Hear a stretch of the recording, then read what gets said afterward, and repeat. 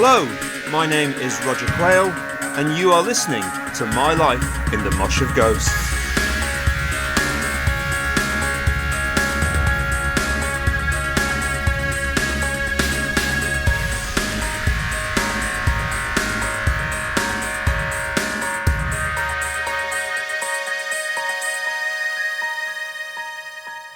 Hello there, and welcome back to My Life in the Mosh of Ghosts with me, your host, Roger Quayle, and thank you for joining me. Moving on, we're up to gig 57, and we are into a new year. It's 1983, and for something a little bit different, we're taking a peep into the world of pop with a UK band called JoBoxers. Now, if you were a fan of these cheeky scamps who did the boxer beat, you might wish to skip this one, as it's fair to say they didn't do much for me. But, as someone older and wiser than me once said, music is a garden with many flowers, and you've got to let them all grow. So here we go, it's JoBoxers, with the righteous roots poet Benjamin Zephaniah and the Chevalier brothers, at the ICA in London on Thursday the 6th of January 1983. Here we go. A new year and a gig at the Institute of Contemporary Arts in London. The ICA is tucked away on a broad tree-lined thoroughfare between Admiralty Arch at one end and Buckingham Palace at the other. I like the ICA.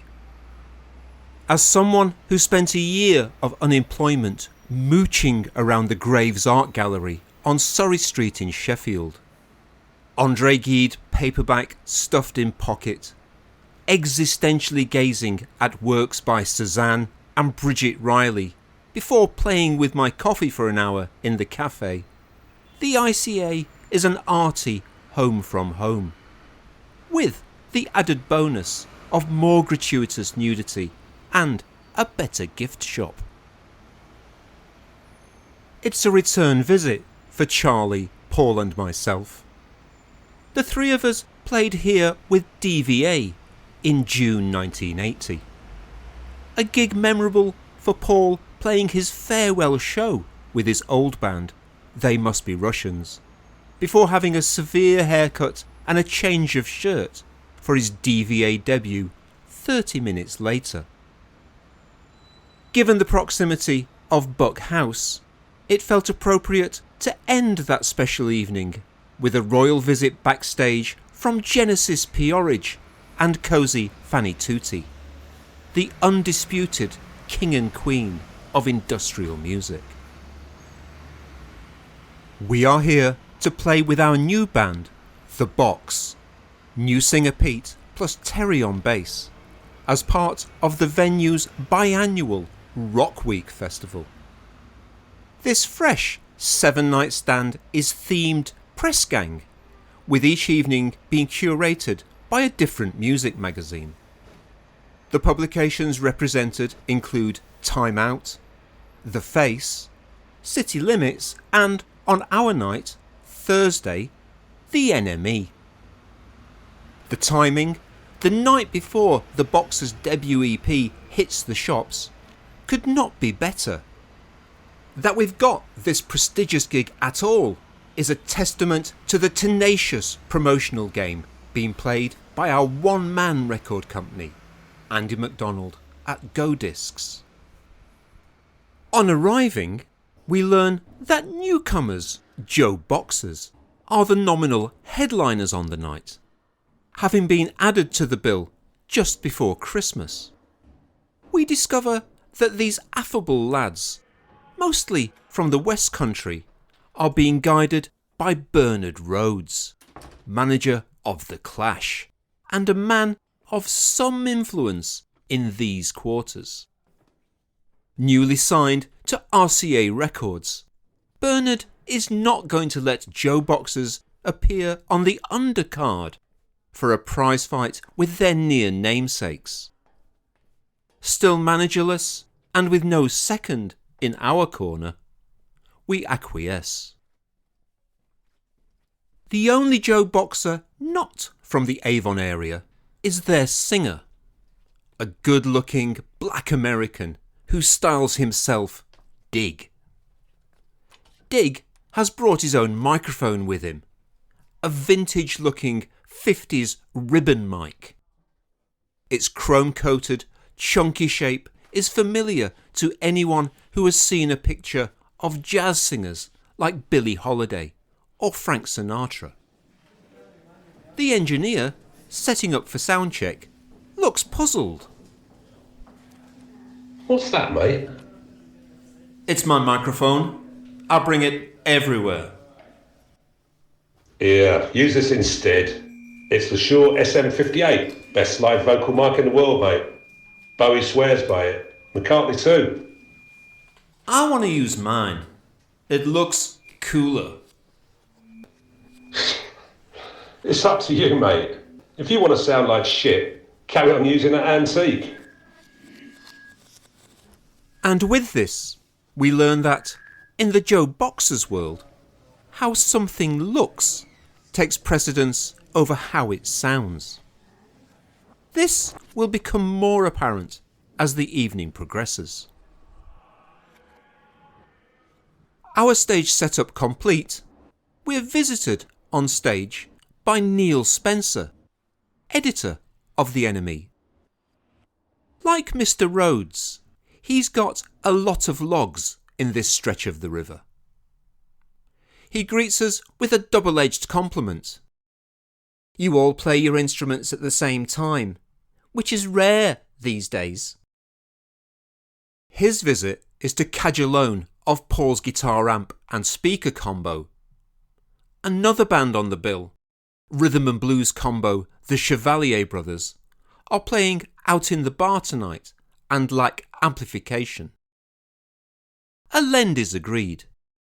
Mr. Spencer is happy. He loves the Chevalier brothers. And apparently this means that the Enemy will say nice things about the box in the coming months. So we go on early and broadside the still gathering audience with our panoply of furious sound, aiming to blast away any London-centric blasé attitudes. Think Evan Parker meets the dead Kennedys. We do all right.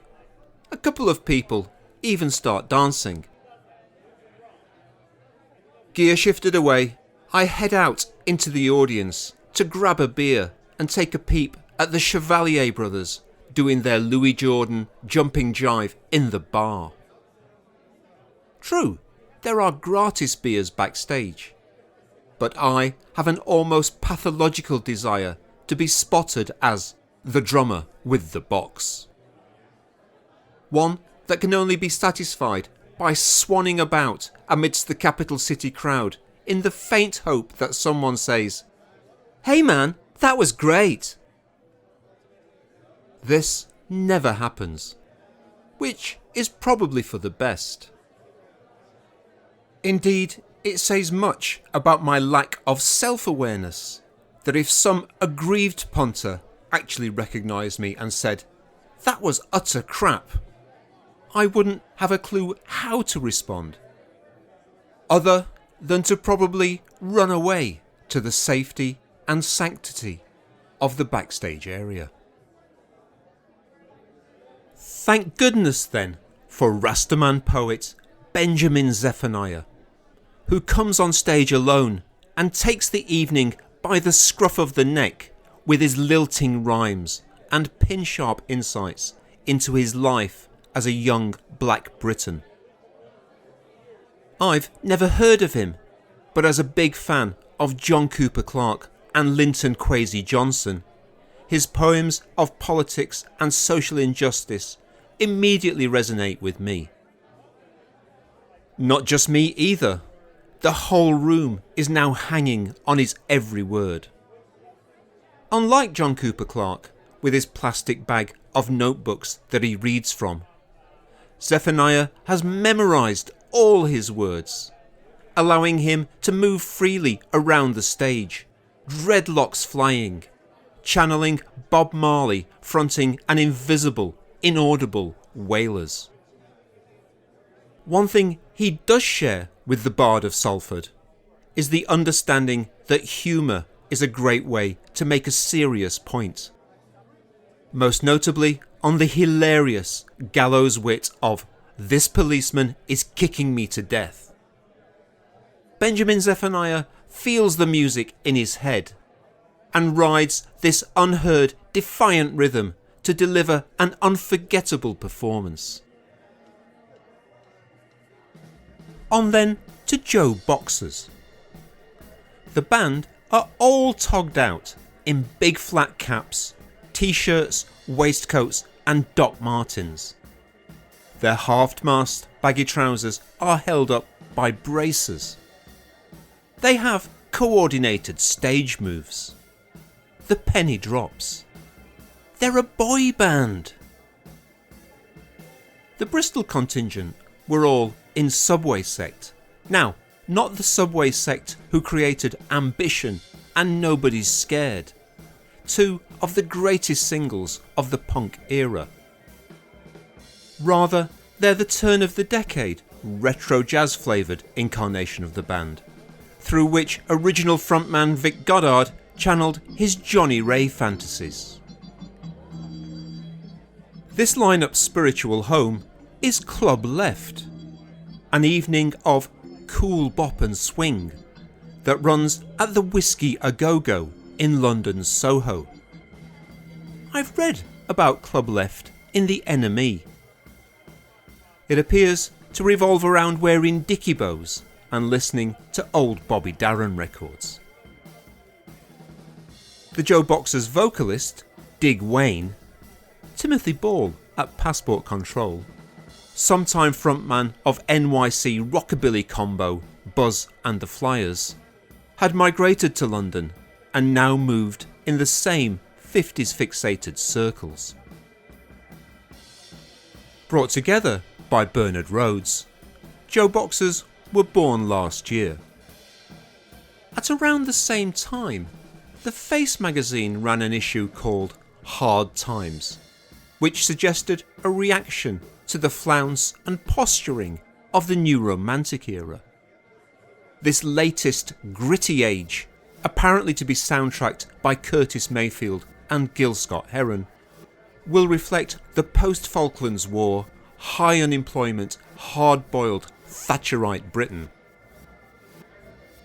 JoBoxers certainly look the part, destined to play a role in this period. Brother Can You Spare a Dime meets On the Waterfront. However, it all feels very calculated to me. The street urchin threads make them look like a cross between Hal Roach's Little Rascals and the Bisto Kids. And the music is polished pop, not unlike Haircut 100, but with a pointed nod to 60s Northern Soul to give it some kind of gutsy authenticity. Indeed, the whole package aspires to be a rough and ready, dead-end kids gangster drama with a Motown soundtrack.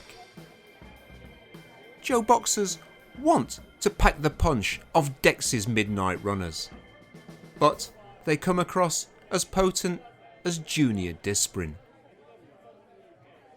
We're packing up the van to head back home to Sheffield.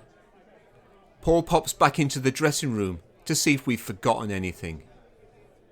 Bernard Rhodes is bollocking his young chargers, presumably for not being the Clash. It's been useful to see how the other half gigs. Half a dozen shows with Pete now under our belts, and the EP out tomorrow. We're starting to shape our own identity. Taking a peep over the pop parapet and seeing JoBoxers throw their flat caps in the ring for the top 40 makes us appreciate what we don't want to be. They're on their path, and good luck to them. We're on ours. It's not so much a line in the sand that divides us, is more like the fault line under the Mojave Desert. And while tonight probably didn't do us any harm, we need to be a little more circumspect about who we end up sharing a stage with this year. Bernard Rhodes' post-match bollocking must have paid off. JoBoxers burned briefly but brightly in 1983, enjoying 2 top 10 hits, their theme song Boxer Beat and Just Got Lucky. The latter was also a top 40 hit in the USA, but the band split in 1985. JoBoxers reformed for gigs in 2020.